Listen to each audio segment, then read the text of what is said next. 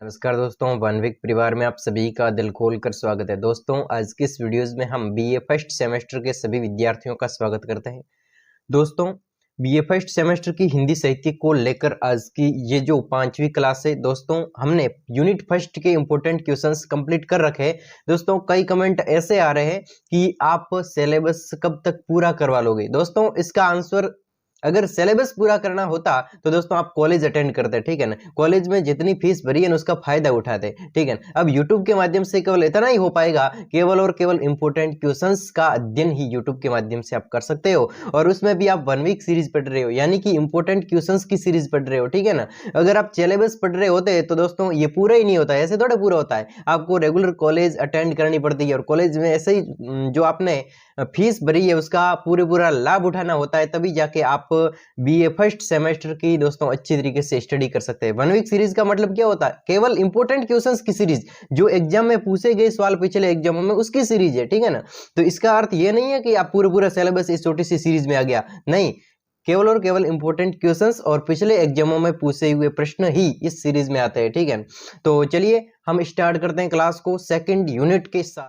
चलिए बढ़ते हैं सेकंड यूनिट की ओर। हमारी फर्स्ट यूनिट कंप्लीट हो चुकी है, लेकिन दोस्तों एक सवाल था, वो एग्जाम की दृष्टि से इंपॉर्टेंट क्वेश्चंस था। केवल आपको बताना है, फर्स्ट यूनिट का सवाल है, केवल आपको बताना है कि ये सवाल दोस्तों आप ध्यान में रखना, अपनी नजरों में रखना, एग्जाम में दोस्तों आपको देखने को मिल सकता है। देखिए सवाल बनता है कि आदिकाल रासो काव्य की प्रमुख विशेषताओं के बारे में आपको एग्जाम में सवाल देखने को मिल सकता है। और मैंने जो पिछली क्लास ली थी उसमें बिल्कुल सिंपल तरीके से और सिंपल लैंग्वेज में बता दिया था कि कौन कौन से पॉइंट है वो आपके लिखने लायक और याद हो सकते हैं। देखिए, रासो काव्य की परंपरा को संक्षिप्त में बताइए, ये मैंने बताया था, तो अच्छी तरीके से आपको समझ में भी आ गया, और क्या क्या लिखना है वो भी समझ में आ गया होगा। अब है दोस्तों आदिकाल रासों की, जो आदिकालीन रासों की प्रमुख विशेषता उसके बारे में लिखना है। देखिए मैं आपको बता देता हूं फटाफट कौन कौन सी विशेषता है। पहली है विस्तृत कलेवर। दोस्तों पहला है जो आदिकाल रासों की काव्य है, तो उसकी पहली विशेषता बनती है कि विस्तृत कलेवर है, यानी कि रासो काव्य में कलेवर अत्यंत विस्तृत है, इसमें वर्णन की प्रधानता पाई जाती है, यानी कि रासो काव्य के अंदर वर्णन की प्रधानता पाई जाती है, और लगभग सभी घटनाओं का विस्तार से वर्णन हमें मिलता है, यानी कि विस्तृत कलेवर मिलता है। इसके बाद में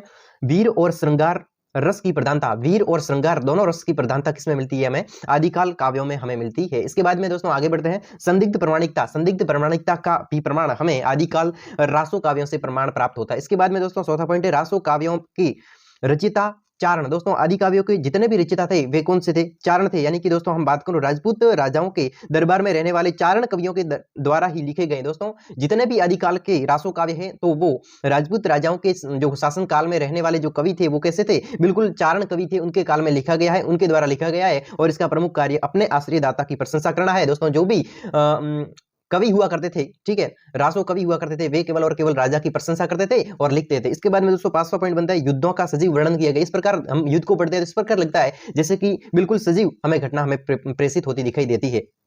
इसके बाद में दोस्तों 6ठी विशेषता बनती है कि आश्रयदाताओं की अति रंजनापूर्ण प्रशंसा। आश्रयदाता है तो उसकी अति रंजनापूर्ण प्रशंसा हमें रासो काव्यों के अंदर देखने को मिलती है। ये भी रासो काव्य की विशेषता है कि रासो काव्य में रचयिताओं ने अपने आश्रयदाता है, ठीक है, आश्रयदाता का मतलब हुआ राजा की प्रशंसा करने में अद्भुत काल्पनिक शक्ति का परिचय दिया है। इसके बाद में दोस्तों राष्ट्रीयता का अभाव हमें रासो काव्य में भी देखने को मिलता है, यानी कि चारण कवियों का चिंतन केवल राजा तथा अन्य तथा अपने राज्य की तक सीमित नहीं था। जो भी कवि होता था, जिस राजा के पास में रहता था, जिस राज्य में रहता था, उस राज्य के तक ही सीमित नहीं था, बल्कि कवियों ने जिन रासो काव्यों में रचना की उनमें क्षेत्रीय राष्ट्रीय भावना हमें दृष्टिकोण देखने को मिलती है। इसके बाद में प्रबंध एवं मुक्तक रचनाएं हमें देखने, प्रबंध और मुक्तक रचनाएं भी रासो कवियों के द्वारा देखने को मिलती है। रासो काव्यों में कवियों ने प्रबंध एवं मुक्तक दोनों ही प्रकार के काव्य रूपों का प्रयोग किया।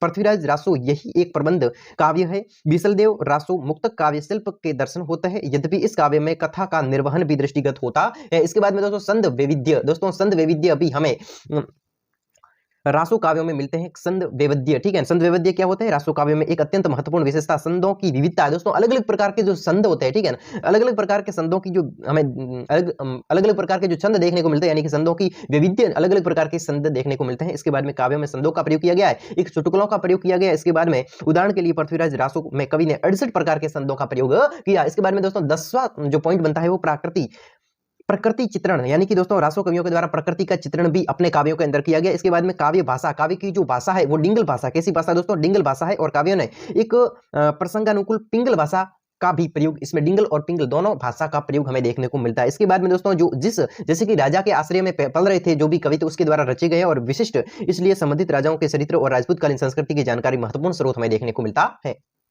दोस्तों बढ़ चुकते हैं, अब हम बढ़ सकते हैं सेकंड यूनिट भक्ति काल की ओर। हमारी सेकंड यूनिट का नाम है दोस्तों भक्ति काल। तो इस भक्ति काल के इंपॉर्टेंट क्वेश्चंस, दोस्तों ध्यान रखना केवल इंपॉर्टेंट क्वेश्चंस पर बात कर रहे हैं, ठीक है ना। और इंपॉर्टेंट क्वेश्चंस दोस्तों इस प्रकार हम अध्ययन कर रहे हैं। अब देखिए आप कि यूनिट फर्स्ट में जितने भी हमने सवाल पढ़े, 5 क्लासों नहीं 4 क्लासों में हमने जितने भी प्रश्न पढ़े उन प्रश्नों को आप देखना और आपके पेपर का कंपेयर करना। आपको अधिक से अधिक इस वन वीक स्टडी पॉइंट के ही सवाल आपको देखने को मिलेंगे। और आपको दोस्तों मैं ये तो गारंटी दे सकता हूं कि आपने अगर रेगुलर मन से क्लास अटेंड कर रही है तो आपको ये लगेगा कि वास्तव में जहां से हमने पढ़ा है, वन वीक स्टडी पॉइंट के माध्यम से पढ़ा है, तो दोस्तों आपको जरूर इस प्लेटफॉर्म का फायदा मिलेगा। चलिए फर्स्ट सवाल की ओर आगे बढ़ते हैं। इसमें दोस्तों इंपॉर्टेंट क्वेश्चन है उन्हीं को लेकर मैं चलूंगा। वैसे ज्यादा डिस्कशन करने चले गए तो दोस्तों काफी टाइम हो सकता है, ठीक है। तो चलिए पहले पढ़ेंगे लघुतरात्मक, इसके बाद में हम आगे बढ़ जाएंगे आलोचनात्मक यानी लॉन्ग क्वेश्चंस की ओर, ठीक है। तो चलिए क्लास को स्टार्ट करते हैं बिना देरी किए। दोस्तों भक्ति काल का बेसिक सवाल बनता है कि हिंदी साहित्य के किस काल को भक्ति काल के नाम से जाना जाता है। बिल्कुल बेसिक सवाल है। अगर भक्ति काल को पढ़ा है तो हिंदी साहित्य के किस काल को कहा जाता है, यह सवाल बनता है सीधे सीधा। देखिए हिंदी साहित्य के दूसरे काल को, जिसकी समय सीमा संवत 1375 से 1700 के मध्य मानी गई है, इन काल को हिंदी साहित्य के इतिहास की भक्ति काल के नाम से जाना जाता है। दोस्तों भक्ति काल है वो भक्ति काल हिंदी साहित्य के काल का दूसरा काल है। कौन सा काल है? हिंदी साहित्य के दूसरे काल को, हिंदी साहित्य का जो दूसरा काल था उसको हम भक्ति काल के नाम से जानते हैं। दोस्तों दूसरों हिंदी साहित्य का जो दूसरा काल है उसका जो समय है 1375 से 1700 ईस्वी के मध्य माना गया है और इस काल में हिंदी साहित्य के इतिहास में भक्ति काल के नाम से भी जाना जाता है, ठीक है। जो हिंदी साहित्य का इतिहास पढ़ते हैं तो इसमें इस काल को भक्ति काल के नाम से भी जाना जाता है और इस काल में जितनी काव्य रचनाएं और धाराएं प्रवाहित हुई है उन सभी में भक्ति के तत्व की प्रधानता हमें देखने को मिलती है तथा इन काल में मुख्यतः भगवत धर्म का प्रचार तथा प्रसार के परिणाम स्वरूप भक्ति आंदोलन उदय हुआ। तो दोस्तों इसका ये आंसर था। इसके बाद में बढ़ते दोस्तों अगले क्वेश्चंस की ओर। दोस्तों अगला क्वेश्चंस बनता है कि भक्ति साहित्य की सामान्य विशेषताओं का उल्लेख कीजिए। भक्ति साहित्य में गुरु की महिमा का गुणगान। दोस्तों भक्ति साहित्य है तो इसमें गुरु की महिमा का गुणगान, भक्ति की प्रधानता और नाम स्मरण की महिमा, लोक कल्याण, समन्वयात्मकता, नैतिकता और लोक भाषाओं की प्रधानता आदि विशेषताएं प्रमुख रूप से हमें दिखाई देती है। दोस्तों भक्ति काल की बात करते हैं तो भक्ति काल में सामान्य विशेषताओं को बात करते हैं तो दोस्तों भक्ति काल की जो सामान्य विशेषता है तो उसमें क्या क्या बताएगी कि भक्ति साहित्य में गुरु की महिमा की गई है, गुरु के गुणगान कहे गए हैं। इसके बाद में भक्ति की प्रधानता हमें साहित्य भक्ति काल में भक्ति साहित्य के अंदर गुरु की गुणगान किए गए हैं, भक्ति का प्रधानता हमें मिलती है। नाम स्मरण की महिमा हमें इस देखने को मिलती है भक्ति साहित्य में, ठीक है। भक्ति साहित्य की विशेषता है, भक्ति साहित्य की विशेषता गुरु की महिमा, गुरु के गुणगान, इसके बाद में भक्ति की प्रधानता, नाम स्मरण की महिमा, लोक कल्याण। दोस्तों भक्ति साहित्य की विशेषता में लोक कल्याण है। भक्ति साहित्य की विशेषता में समन्वयतात्मक, दोस्तों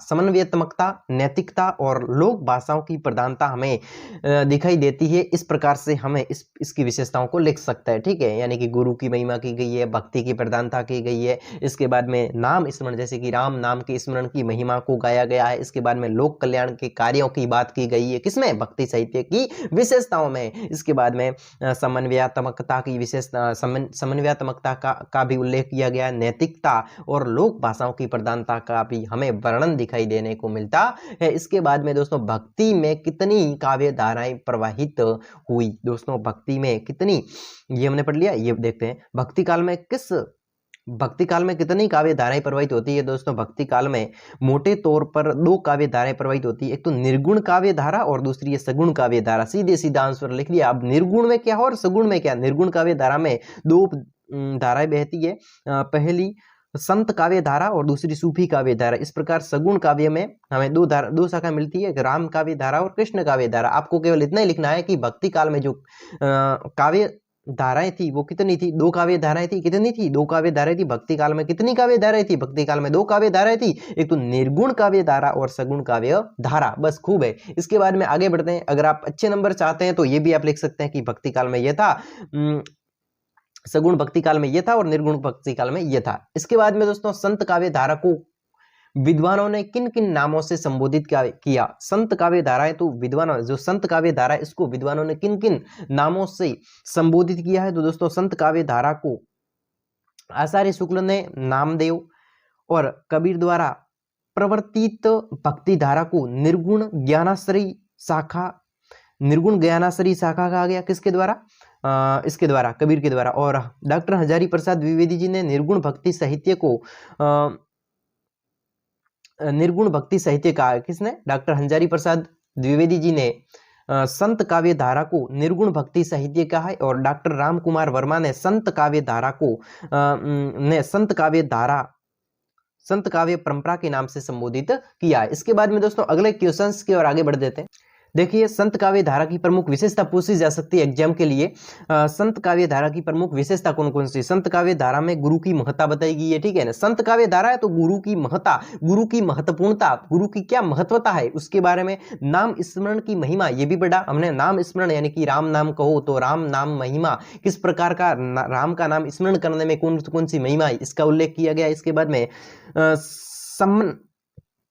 समन्वित भक्ति भावना पर बल दिया। समन्वित, जो संबंधित, एक बिल्कुल बराबर वाली समन्वित भक्ति जो धारणा है उस पर बल दिया गया है। इसके बाद में धार्मिक एवं सामाजिक आडंबरों का विरोध। धार्मिक दोस्तों, जो धार्मिक आडंबर होते हैं, ठीक है, जैसे कि धर्म के नाम पे कुछ, जैसे कि कोई संस्थान बना दिया धर्म के नाम पे। उसके बाद में सामाजिक आडंबर होते हैं, ठीक है ना, एक समाज के अंदर ग्रुप बना दिया, उसमें जो अलग अलग प्रकार के आडंबर होते हैं, तो इसका विरोध किया गया है। किसके अंदर? संत काव्य धारा के अंदर, ठीक है। मैं आपको समझाने के लिए, इस प्रकार इस काव्य धारा में रहस्यवादी प्रवृत्ति, दोस्तों इस काव्य धारा यानी कि संत काव्य धारा में रहस्यवादी प्रवृत्ति पाई जाती है। कैसी? रहस्यवादी प्रवृत्ति, बिल्कुल रहस्यतमक। जैसे कि हम संत काव्य धारा को पढ़ते हैं तो हमें रहस्य ज्यादा देखने को मिलता है, यानी कि रहस्यवादी प्रवृत्ति पाई जाती है। और शांत और श्रृंगार रस की प्रधानता, बिल्कुल शांत और श्रृंगार रस की प्रधानता हमें संत काव्य धारा में देखने को मिलती है। इसके बाद में सदुकड़ी भाषा का प्रयोग किया गया। दोस्तों संत कौन होते हैं? साधु होते हैं। तो साधु की भाषा को सदुकड़ी भाषा कहा जाता है। ध्यान रखना, संत जैसे कि मारवाड़ का संत है तो वो मारवाड़ी में लिखेगा, लेकिन जो साधु ने लिखा है इसलिए उसको सदुकड़ी भाषा कहा जाएगा। कौन सी भाषा? सदुकड़ी। संत की भाषा यानी कि दोस्तों देखिए शांत, बिल्कुल शांत। संत कैसा होता है? शांत होता है। श्रृंगार रस की प्रधानता हमें देखने को मिलती है और सदुकड़ी भाषा का प्रयोग किया गया है। कौन सी? संत काव्य धारा के अंदर। बिल्कुल अच्छी तरीके से हमने देखा कि गुरु की महिमा, फिर नाम स्मरण की महिमा, समन्वित भक्ति की भावना का प्रबल दिया, फिर सामाजिक और धार्मिक आडंबरों का विरोध किया। इस प्रकार से ये काव्य में रहस्यात्मक प्रवृत्ति हमें देखने को मिलती है। तो दोस्तों आज की क्लास में हमने यूनिट सेकंड के मोस्ट इंपोर्टेंट क्वेश्चंस को देखा। इसी प्रकार मैं आप सभी के सामने सेकंड वीडियो को इसी प्रकार मोटिवेट होकर आऊंगा। तो तब तक के लिए आप वीडियोस को लाइक और छोटा सा कमेंट जरूर कर लवे। तो मिलता हूं नेक्स्ट वीडियोस में, तब तक के लिए आपके अपने दोस्त को धन्यवाद, आप सभी को धन्यवाद।